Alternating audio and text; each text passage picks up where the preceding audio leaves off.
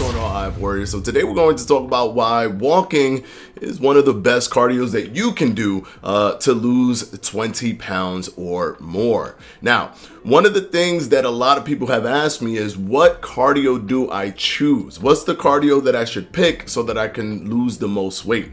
And the thing that becomes interesting is that actual dynamic of weight loss versus weight loss with longevity. Now, what do I mean when I say weight loss versus weight loss with longevity? Sure, you can get out there and you can jog. Sure, you can get out there and you can ride a bike. But a lot of those things can become more taxing and more physically demanding, making it less attractive for the average person to get up and do. Now, walking is something that is pretty attractive, even if you're an elderly person, because it's one of the safest ways to do exercise, right? With running, for example, there's a higher negligible risk of injury. With biking, there's a slightly higher than walking, but there's still a higher negligible risk of injury with biking. When it comes to walking, there is an incredibly low negligible risk of injury, which makes it much more appealing to people who don't work out, people who are detrained, people who are elderly, people who, don't necessarily work out on a regular basis.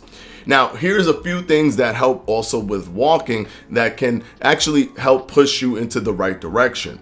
It has been shown through studies that walking can improve heart health in a unique way, because the vibrations, literally just the vibrations of your foot crashing or hitting the floor, and the more you do that, that internal vibration that takes place actually helps clear arteries and improve your cardio health. Believe it or not, something that has nothing to do with just increasing your heart rate, just the simple act of stepping on the floor. Also, it's a very easy thing to do even with other things that you want to do. You can watch a video on your phone while walking. You can listen to a podcast while walking. You can have a conversation. You can do whatever you want to do while walking in a much easier way than if you were running or biking. For example, if you're biking, you can't really watch a video. If you're running, you can't really comfortably watch a video. You're actually in a full run.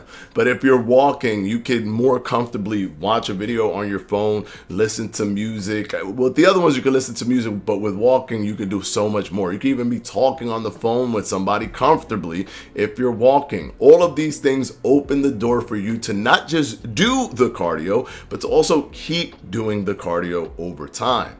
Of course, we do understand the splits between body fat burning being used as energy versus glycogen burning being used as energy. Your body transitions between the two, but for rapid energy, when you're running or when you're biking really hard, when you're sprinting, your body goes into glycogen stores. But if you're doing stuff that's more leisure, that's more relaxed, your body goes into body fat storage for that time frame. So you are tapping into a higher percentage of body fat per calories that you're burning. However, you are burning less calories. But the caveat and the thing that I've just been referencing is the longevity factor. If you're running and running and running and running, and then you just don't want to do it, that can snowball. But walking has a much less negative feel to it because of how easy it is to do. Even though it feels easy, even though you might sweat a little bit,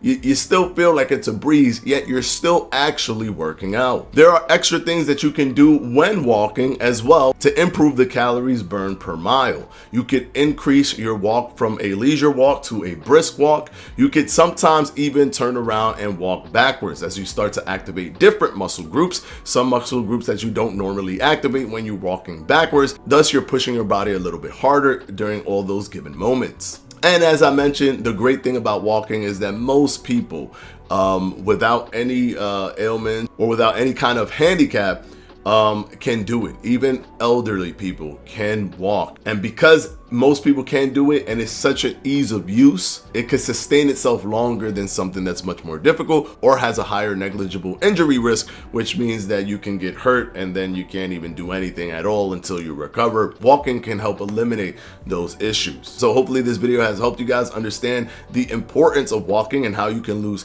20 pounds, even sometimes 30 pounds with walking, as long as you stick to it. Let that be your cardio, but do it with purpose. Don't just have incidental walking. Incidental walking is like going up the stairs and all that stuff. Add those to it, but actually have a workout session where you walk for like 40 minutes to an hour. It doesn't have to be every day. It could be 3 times a week, could be 4 times a week, could be 5 times a week.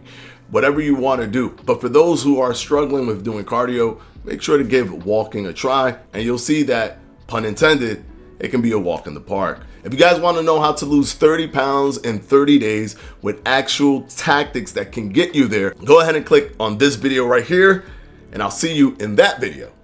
Until the next one, guys, peace out.